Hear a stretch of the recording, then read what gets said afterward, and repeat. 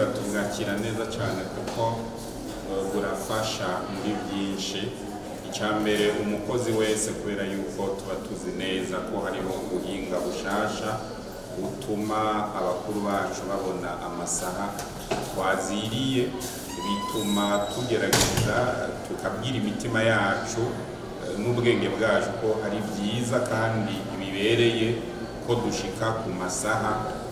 Nicyo gituma rero ubuhinga novuga ko ari bwiza. Ikindi tuba tuzi neza yuko atawushobora kuturenganya ko kumbure twacerewe, kuko tuzi yuko ibijyanye n'ubuhinga byo biba bidashobora kwiyunguruza aho hirya haheze twari tugifise, ariko noneho muri iki gihe umushikiranganji wacu yaragitoreye inyishu, kuko baraturondereye sosiyete izoza iradutwara n'imiduga, baradutora mu gatondo, buri wese aba afise igituro bisi imusangako, noneho bakagenda baraduhitana. Muri iyi minsi ntabwo batugifise isaha yo gutangura akazi gishika twashitse. Ibi by'ibitoro abandi barira, twebwe ubu byatorewe inyishu.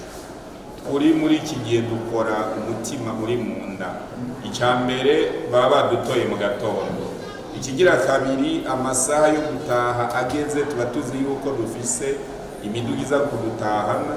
Muri icyo gihe rero dukora umutima uri mu nda, tutagira ngo mbega dutaha gute, ngo twijijanye imitima. Usange umuntu ari ku kazi ariko arakora, yamara kandi by'ukuri mu mutima wiwe no mu bwenge bwiwe ariko ariyumvira ingene aza gutaha.